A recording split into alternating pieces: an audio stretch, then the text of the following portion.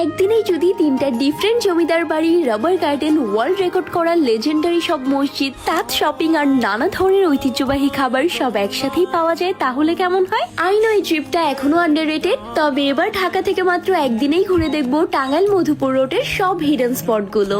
আর এই ট্যুরে আমার ট্রাভেল পার্টনার ছিল Oppo A6s Pro, যেটা আমার দেখা এই দুনিয়ার সবচেয়ে সুন্দর ফোন। ভোরবেলায় ঢাকার কল্যাণপুর থেকে বিনিময় কিংবা নিরালা বাসে ধনবাড়ি মোড়ে নামতে হবে।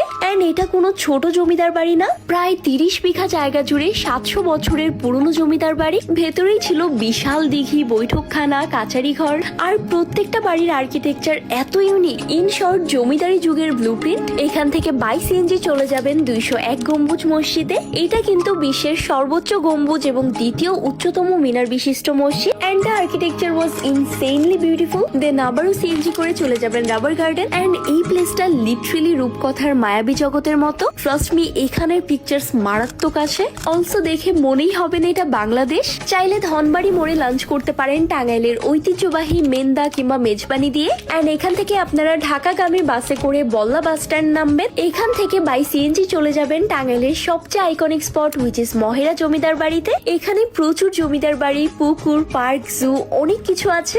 এন্ড এখানে আমার হাতে অপ্পো ফোনটা দেখে এভরিওয়ান ওয়াজ লাইক, এটা কোন ফোন? এটাতে 50 megapixel ultra wide AI auto zoom feature আছে, যেটা একের অধিক ফেস ডিটেক্ট করলেই অটোমেটিকলি আলট্রা ওয়াইড মোডে চলে যায়। সময় থাকলে আপনারা করটিয়া জমিদার বাড়ি যেতে পারেন, দো এখানে আহামরি কিছু নাই। দেন আমরা চলে গিয়েছিলাম 10 টাকা মসজিদ নামে বিখ্যাত আতিয়া মসজিদে। Nothing to fancy, just Mughal আমলের মসজিদ। 5 মিনিট ডিস্টেন্সেই পাত্রেল বাজার। এখানে 15 কেজি দুধের সর দিয়ে বানানো মালাই চা মাত্র 5 থেকে 6 জনকে দেয়া হয়। ফোন করে রিজার্ভ না করলে কখনোই ভাগে পাওয়া যায় না। আর দাম মাত্র 50 টাকা। এন্ড এরকম অসাধারণ একটা চার সাথে আমরা সেলফি নিচ্ছিলাম। জাস্ট লুক কিভাবে ফেস ডিটেক্ট করে অটোমেটিকলি জুম আউট হয়ে যায়। পাত্রাইলের তাঁতিপাড়াতে প্রচুর তাঁতের ফ্যাক্টরি পাবেন, যেখান থেকে অনেক ব্র্যান্ডের সুন্দর সুন্দর শাড়ি বোনা দেখতে পাবেন। চাইলে এখান থেকে শাড়িও কিনতে পারবেন, প্রাইস কম বাট কোয়ালিটি হাই। শপিং শেষে আমার লাস্ট স্পট হচ্ছে টাঙ্গাইলের মিষ্টি পট্টি।